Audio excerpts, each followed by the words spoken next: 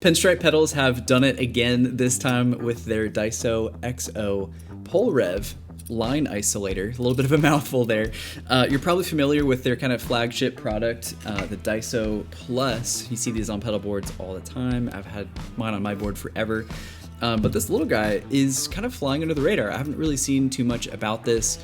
There's a lot of really cool features packed into this. Huge thank you to Charlie over at Pinstripe Pedals for sending this over to talk about today. So really pumped to talk about this and kind of get into why you might need something like this on your pedal board. Now, what is a line isolator and why do you need one?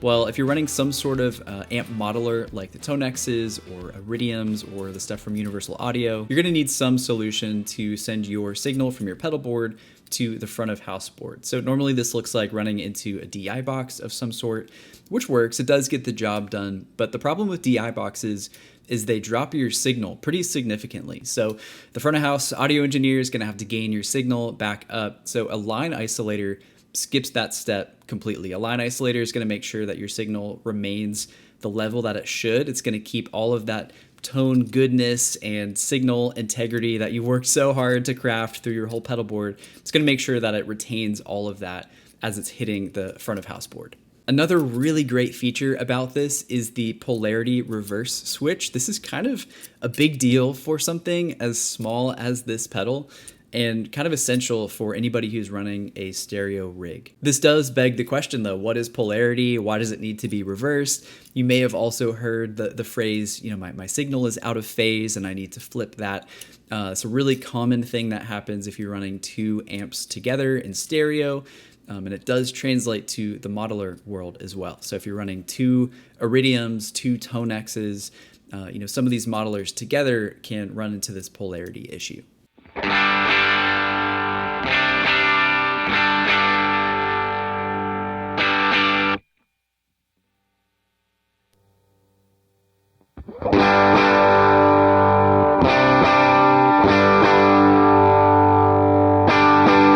Now, I don't fully understand why this happens, and from my very basic beginner level understanding of polarity and all of this, it's basically when you're running these two stereo amps together, certain pairings of amps, the sound waves will be kind of running opposite of one another.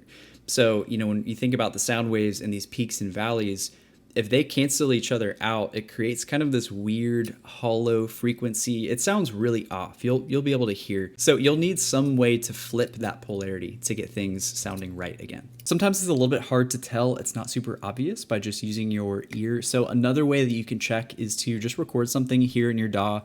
These are the two clips that you just heard a second ago. But what you can do is kind of do a before and after. So record two quick takes, one kind of pre-flipping the switch and then post-flipping the switch. And once you have these recorded, you can basically just come in here and zoom way in. So we're going to zoom way into this first clip, and you'll actually be able to see, look at how the waveforms are opposite of one another. You see this polarity issue a lot with Vox and Fender amps together. So, on the top here, I've got a Vox AC30 in my Tonex, and then on the bottom, I have a Fender ProSonic here. So look at how they're opposite of one another. So this is a really easy way to tell that these are out of phase and they need to have that polarity flipped. Now let's go ahead and take a look at the other clip that we recorded. This is after flipping that polarity switch. We'll go ahead and just zoom way in, take a look at these sound waves. And so you can see here, this is looking a lot better. This is telling me, this is definitely in phase now. These sound waves, the peaks and valleys are lining up together. So this is just another quick way that you can check whether or not things are in phase. If you need to flip that polarity, it's a good way where you can really make sure. By the way, my friend Devin, aka the Tone Shepherd here on YouTube, has a really, really great video going super deep into all of this, into polarity, all this good stuff. I found it super informative. So I'm going to link that video just down below. I'd highly recommend checking it out if you just want to learn a little bit more about this. Another question you might have though is, how is this different than the Daiso Plus? If you're looking to get one of these, or if you already have the Daiso Plus, do you need to switch over to this? How are they different from one another? And honestly, they're really, really similar. Obviously the size is different. So this one's a little bit smaller. The biggest difference is that the Daiso Plus has stereo 1/4 inches going out of this. The Daiso XO does not have that. So it's only got the two 1/4 inch ins, and then it's got XLR out. So kind of leaves a lot of space here on the side where I actually kind of prefer this. You can run this flush next to other pedals on your board if you need to, especially running these underneath your board like a lot of people do. So it's really nice to save some space, but by not having those 1/4" outs, does save you a little bit of money too. So this does run a bit cheaper than the Daiso Plus. Again, if you run any sort of stereo modeler rig, I highly, highly recommend grabbing something like this. I have had some form of Daiso product on my board for, gosh, probably 5 years at this point, and it's one of the best investments that I've got. I always figured if I'm going to invest this much into pedals and kind of the front end of my board, I really want to invest on the back end of it too, just to make sure that I'm getting as clear and pure of a signal as I can.